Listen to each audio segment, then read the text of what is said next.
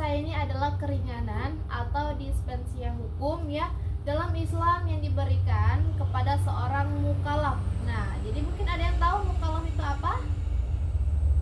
Ada yang tahu? Nggak tahu. Jadi mukallaf itu ya seperti orang untuk memudahkannya menjalankan ibadah yaitu atau kewajiban syariat Islam. Jadi mukallaf itu orang yang mungkin dalam perjalanan terkena uzur.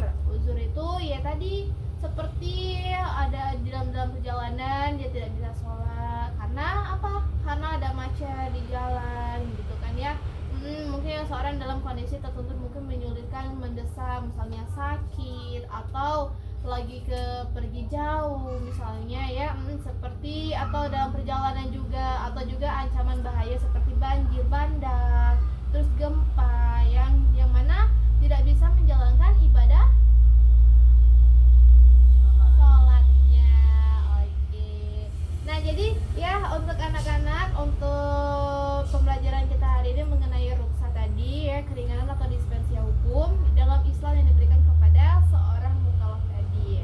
Jadi untuk tujuan kita belajar ruksa ini ya, pastinya kita tuh harus menghayati kemurahan dan kasih sayang Allah Subhanahu wa taala kepada kita.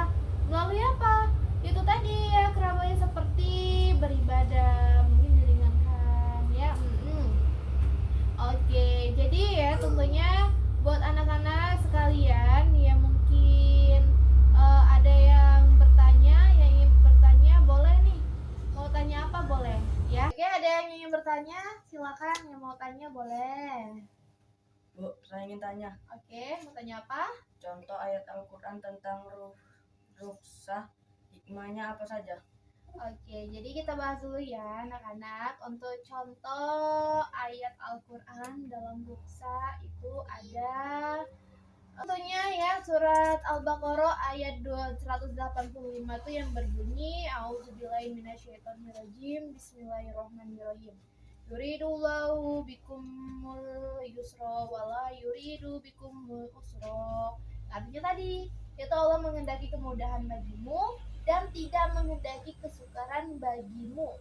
Nah, itu dia anak-anaknya, berarti Allah tuh memudahkan kita dalam beribadah, dimana kalau kita masih ada uzur dalam perjalanan, entah itu sakit, terus juga ada bencana seperti banjir bandang, terus kebakaran, mungkin bahaya gempa bumi, itu memberi kita tuh kalau tidak beribadah nggak apa-apa. Bukan berarti kita tuh harus udahlah Allah kan nggak apa-apa nggak kasih kita ibadah. Bukan berarti begitu ya. Jadi ini mana Allah tuh memberikan kita izin. Nah seperti itu. Apakah udah paham? Paham. Kita belajar juga tentang sholat jamak dan qashar. Mungkin ada yang tahu sholat jamak dan qashar itu sholat apa?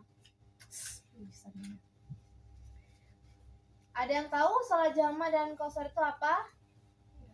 Nggak tahu. Oke. Jadi sholat jamak dan qashar itu menggabungkan dua sholat fardu dalam satu waktu sekaligus. Itu jamak.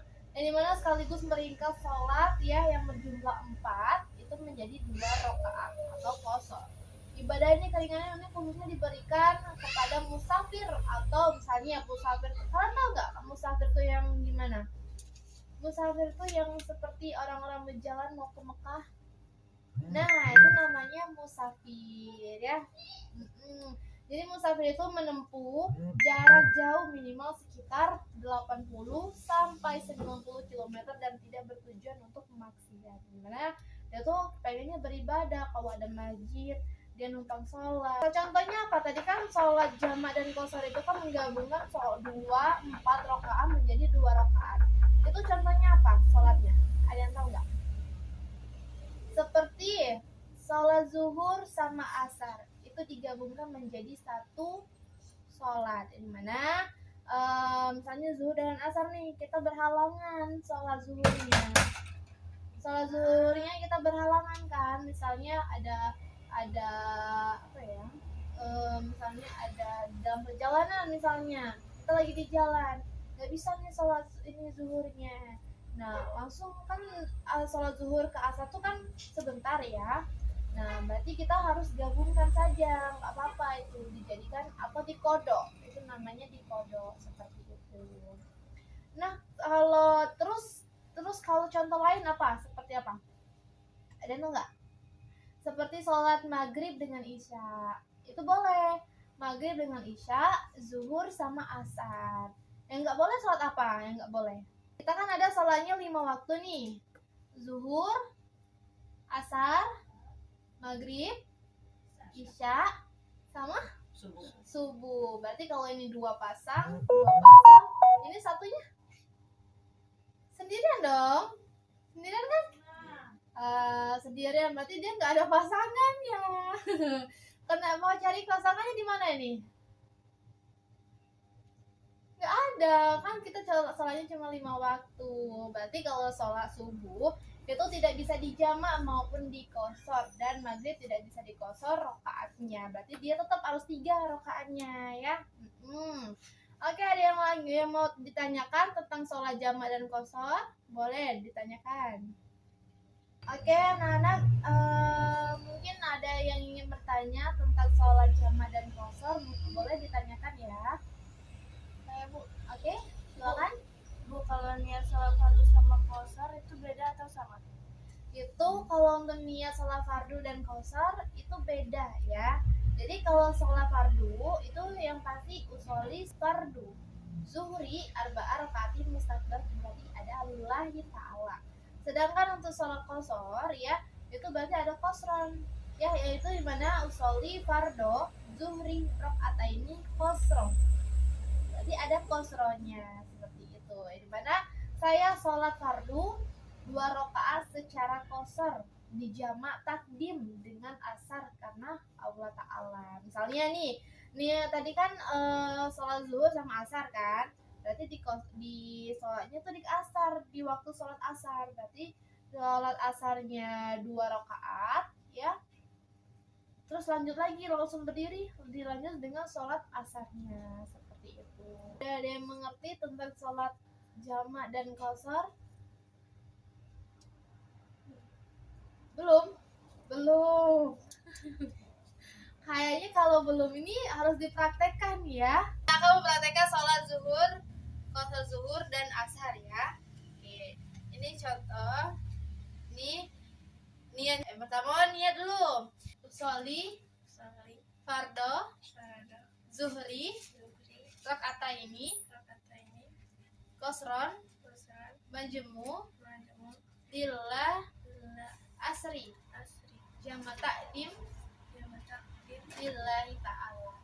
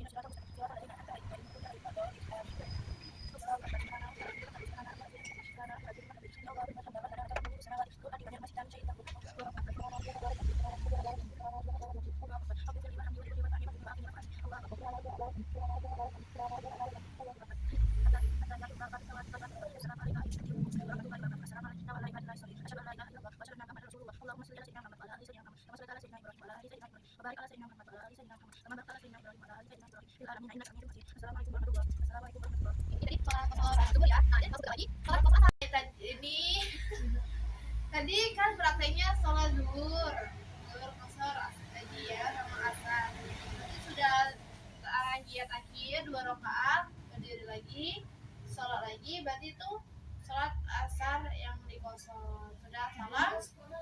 Sudah ya. Oke, terima kasih. Ya, untuk praktek sholat zuhur dan asar tadi kita udah laksanakan ya, yang pasti kita mengerti ya untuk prakteknya gimana. Nah, jadi tentunya juga sholat jamak ini pastinya ada 2 pembagian, yaitu jamak takdim dan juga tak jamak takhir. Yang mana jamak takdim ini itu mengumpulkan dua sholat fardu untuk dikerjakan bersama-sama pada waktu sholat yang pertama atau awal ya. Nah, sedangkan sholat jamak takdim jamak takhir yaitu adalah mengumpulkan sholat fardu untuk dikerjakan bersama-sama pada waktu yang kedua atau akhir. Misalnya contoh, sholat jamak takhir itu dikerjakan sholat zuhur sama asar, berarti dikerjakannya di sholat asar. Kalau sedangkan jamak takdim itu dikerjakan di sholat zuhur. Jadi kalau untuk dikerjakan ya itu ada berhalangan, itu harus ada berhalangan, misalnya dalam perjalanan jauh, misalnya ada bencana, misalnya juga tadi sakit ya, itu bisa dikosor ya anak-anak ya. Apakah sudah paham? Sudah? Ada yang ingin ditanyakan? Tidak ada? Oke, baiklah, untuk pertemuan kita hari ini udah berakhir.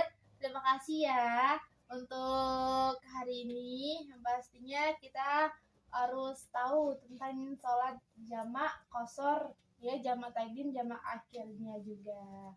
Oke, untuk pengakhiran kelas kita hari ini kita baca dulu. Bismillahirrahmanirrahim. Wal asri innal insana lafi khusrin illal ladzina amanu wa amilus solihati wa tawasau bil haqqi wa tawasau bis sabr. Sadaqallahul azim. Oke, makasih ya. Wassalamualaikum warahmatullahi wabarakatuh.